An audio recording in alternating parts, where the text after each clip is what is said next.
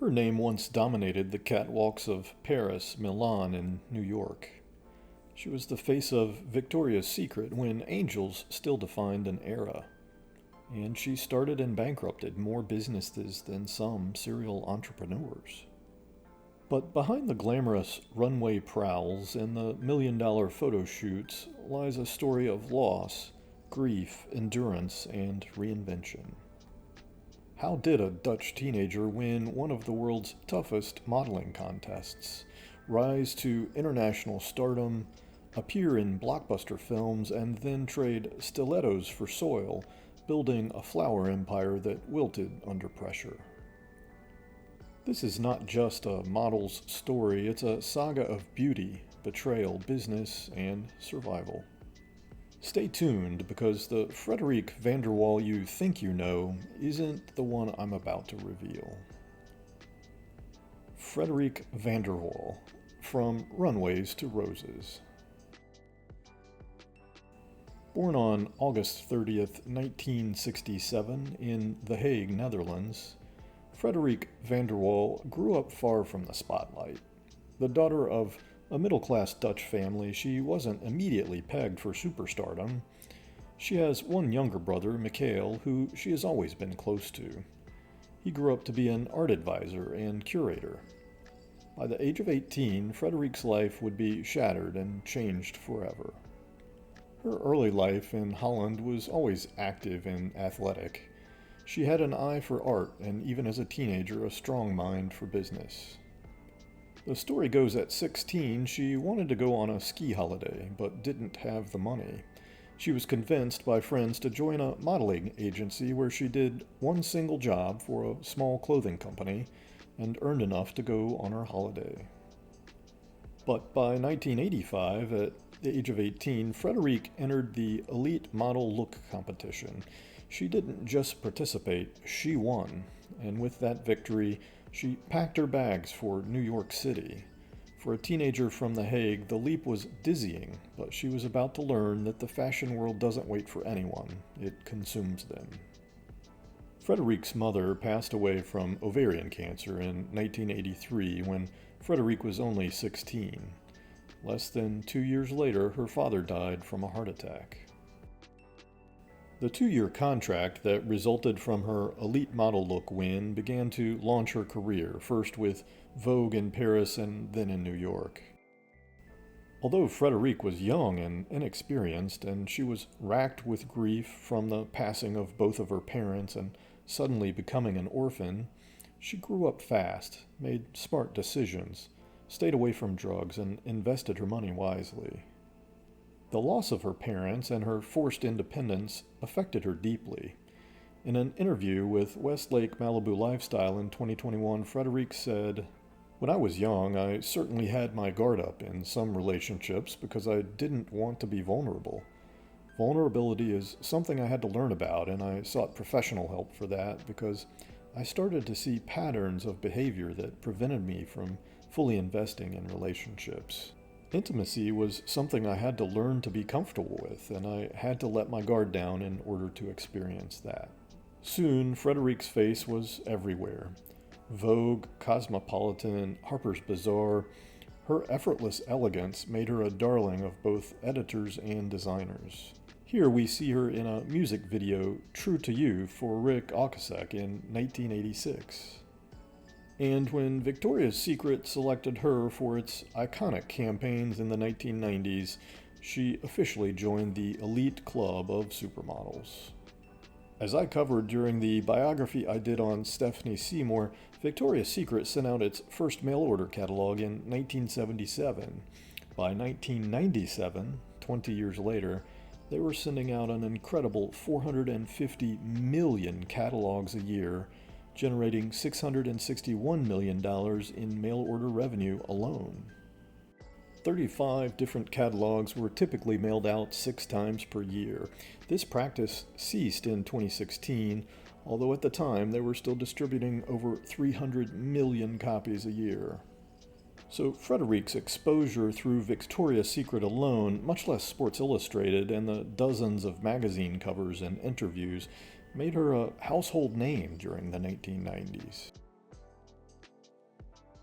In the late 90s, she dated Marc Messier, a famous Canadian hockey player. She met Marc at a charity event for children with AIDS. But Frederique wasn't content with being just another pretty face. Like Cindy Crawford and Elle Macpherson, she set her sights on Hollywood. Her filmography is a curious mix of high-gloss movies and cult classics. She popped up in indie darling Two Girls and a Guy in 1997, and she appeared in Woody Allen's Celebrity in 1998.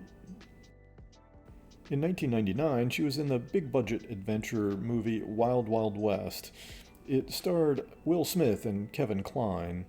Frederique's role was small. She, Musetta Vander, and Bai Ling portrayed a deadly team of lovely distractions.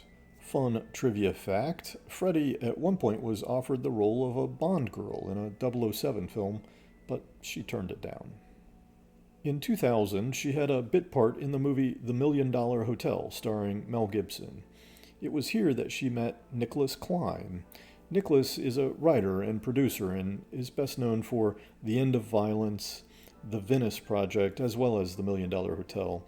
He was born Hungarian but raised in Montreal. She became pregnant, and she and Nicholas had daughter Skylar Pym in 2000. She said in interviews she was nervous about the pregnancy, worried that she wouldn't be a good mother, and about the effects motherhood would have on her modeling career. Skylar grew up to study media and culture at the University of Amsterdam. These days, she works as a producer and creative strategist. Frederique has always loved spending time in nature. In 2000, she bought an old farm in upstate New York. The farm has a tennis court and a small pond she enjoys swimming in and stocks with koi. We saw Frederique's smiling face on the TV show Who Wants to Be a Millionaire during the Supermodels edition in 2001. Meanwhile, in 2003, she was on the TV show Celebrity Mole Hawaii. Spoiler alert, she turned out to be the mole, the secret saboteur tasked with deceiving everyone else. It was a perfect role for her. Glamorous, clever, unpredictable, and when her identity was finally revealed, audiences were stunned. The fashion icon had transformed into reality TV's most cunning player. And when she took the stage in Washington, D.C. in 2003 for the Vagina Monologues, Frederique shocked many who had only known her as a lingerie model.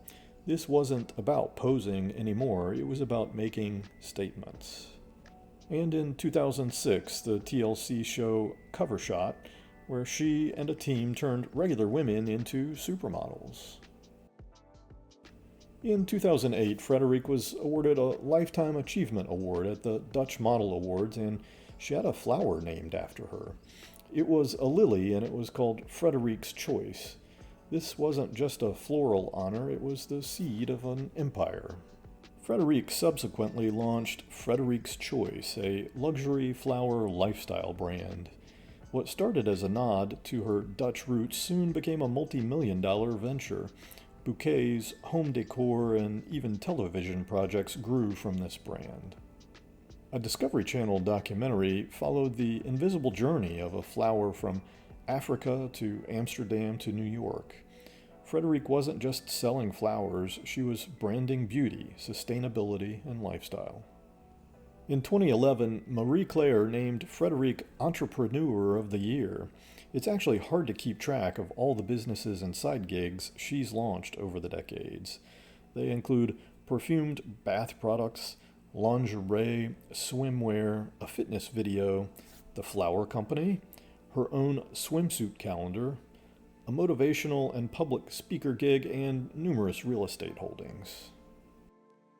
In 2016, she partnered with Carter Oosterhuis to launch the TV series Homegrown Makeover. The two visited homes and helped redecorate and make them over, usually with an emphasis on furniture and flowers. It ran for only one season, but was reasonably well received. But with reinvention comes risk.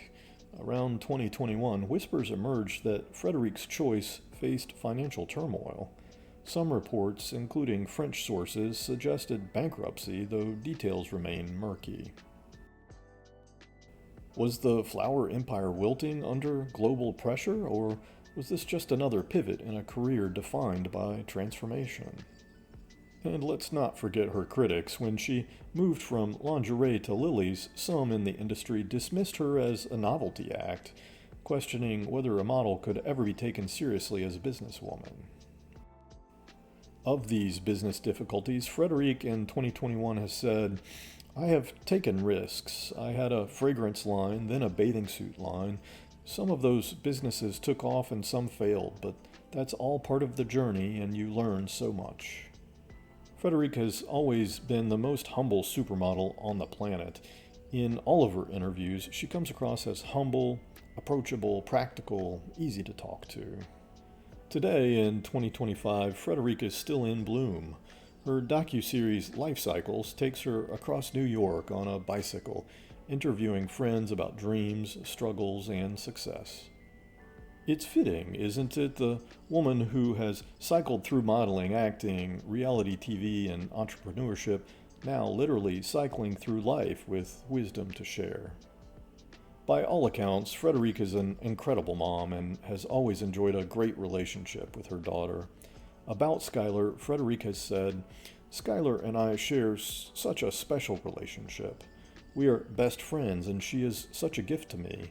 I have learned so much from my precious daughter. She has taught me in my journey to let go of things. More than that, we are great listeners. We hear what the other person is saying. We ask each other for advice. It's a very caring, nurturing relationship." She may no longer dominate runways, but she commands respect in boardrooms, classrooms, and living rooms. She's become more than a supermodel. She's a storyteller, a survivor, a brand. From Dutch teenager to international supermodel.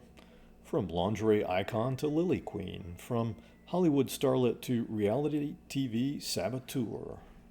Frederique Vanderwall has lived a life of reinvention, and while critics once doubted her, she's proven that a woman can be many things: model, mother, mogul, and mystery. The bloom of her story is still unfolding, and who knows what petals will open next. If you enjoyed this story, hit the like button and subscribe to see who I'll cover next. And if you made it this far, I would love if you would take the time to leave a comment below. Do you remember seeing Frederique in Victoria's Secret catalogs back in the 1990s?